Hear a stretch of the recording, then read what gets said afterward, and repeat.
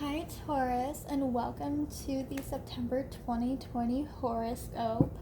Um, let's get started by lighting some incense. I have some love spell right here. It's one of my favorite incense to burn, especially during readings. So nice. I use this quite often. I go through several boxes a week. Especially for like love spells too. It's really just the energy around them is nice. So we're going to just kind of cleanse the deck really quick before we get started. I'm kind of like vigorous with my decks. I'm just like, all right, that's good.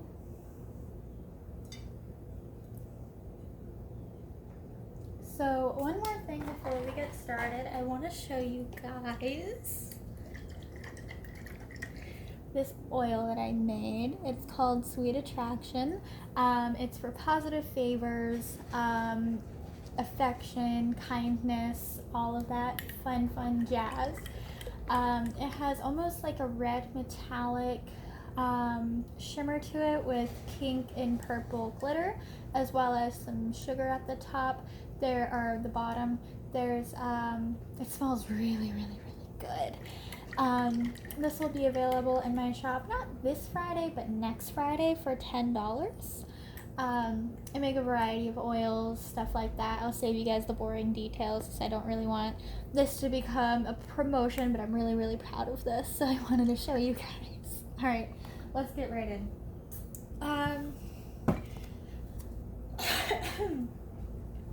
So just a reminder that this is a general reading, and while with general readings, I always recommend take what works, leave what doesn't. Alright, Spirit, this reading is for the zodiac sign Taurus, Sun, Moon, Rising, and Venus. Please allow me to be a clear channel for their messages. Thank you.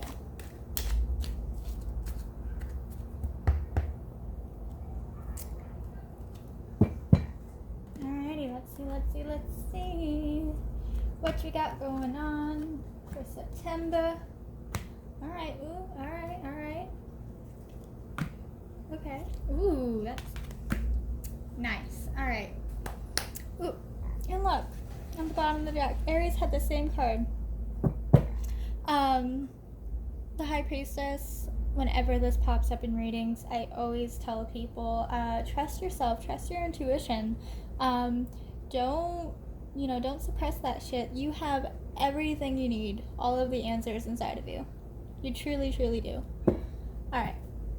On that note, let's get started. So we have the Six of Pentacles, Page of Swords, Ten of Swords, Wheel of Fortune, and the Four of Pentacles. Alright. Six of Pentacles. I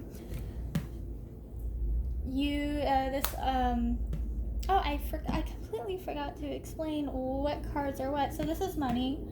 This card represents your money. This card represents your attitude. This card represents your desires. This card represents your relationships. And the middle card is what Spirit wants you to know. So with this card, now that we know it's for money, I would say the energy that I'm getting from this is one, that you're a hard worker. You work very hard at work. I feel like September is your month for money, honestly. If you don't have a job currently and you're looking for one, I definitely think September is going to be the month for you. I think some of you guys are going to be looking forward to a promotion this month. I think that there's going to be a lot of opportunities for career advancement, especially with this card. This card also reminds us that when we're going through rough patches, that help is always there. We just have to look for it, or we just have to ask. And these look like beggars, and he's sitting there feeding them. And point being, I'm going to cut this short because I have a tendency to ramble.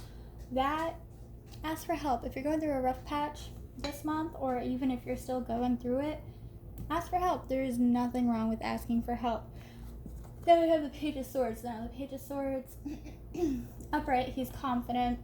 You know, he has his sword. He's ready to take on anything. In reverse, he's scattered-brained. There's creative block. I'm sensing a lot of block. I'm sensing a lot of block with this card too, but we'll get to that. There's a creative block. Definitely think that there's someone in your life kind of manipulating you, especially since I see this card as well. These cards coming right next to each other. This person might be a Aquarius, Gemini, Libra, kind of in that realm. The air signs is what I'm sensing. Definitely recommend watching your back with this, and especially with this card. I mean, look, he's literally getting stabbed in the back. This also reminds us of the law of attraction. So whatever thoughts we put out into the universe is going to come back to us, right? So make sure that your thoughts are clear, good, you're not going through a lot of negative self-talk, even though you are scatterbrained and maybe, having a little bit of a creative block. Just know that everything's going to work out. Again, don't be afraid to ask for help. This card right here, the Ten of Swords. I definitely feel like, again, people in your life might be bad-mouthing you. That's not necessarily a bad thing. I mean, it just goes to show who your true friends are, right? You may be in a period of your life where you're kind of entering a new frequency, so you're severing old belief systems, you're breaking ties with people, that one of the air signs for your own peace, and you're just kind of, moving on. You're taking what works and leaving what doesn't, There's nothing wrong with that. Now we have the Wheel of Fortune for love. This is a pretty good card for love. Now for my people in a relationship, this card signifies change. Now whether the change is good or bad is up to fate. I mean, it's the Wheel of Fortune, right? Excuse me, but also the Wheel of Fortune is also known as the Wheel of Karma, and it reminds us we reap what we sow, right?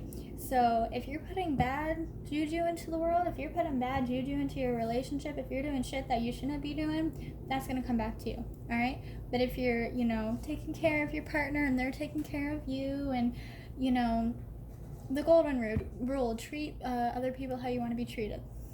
Keep it simple, all right?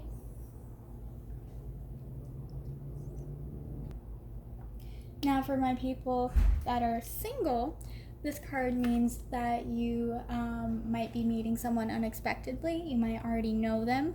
On this particular card right here, there's a Taurus, Scorpio, Leo, and Aquarius. So they might be in that realm.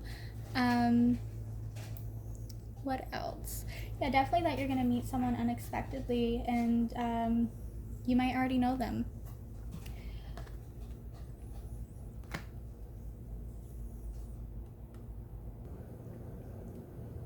I'm sensing a major block with this card. It's basically, if you look at him, he's holding on to something, and granted, he's doing it quite literally, and when I refer to you guys, I mean figuratively. However, he's reminding us that it's time to let go. And, if you keep carrying your past with you, you can't move forward. If you keep carrying your past with you, there's no room for the future. And in life, when you're presented with a conflict, something that I tell myself and that I do often is, I remember when I'm presented with something, I remind myself that I have 3 choices. I can accept it, I can change it, or I can move on, right? If I can't change it, then I accept it, and if I can't accept it, then I move on. And this card is reminding us that it's time to let go. So right now, while we're together, I want you just to take a deep breath and release. In this month, practice letting go of those troubles, alright? That is all I have for you guys today. If you have any questions, comments, or concerns, please feel free to reach out to me. I'm on Instagram, Facebook, and I have an Etsy. All of that will be linked. That way you guys can find me. Yep, that's all I have for you guys. I hope you have a wonderful day.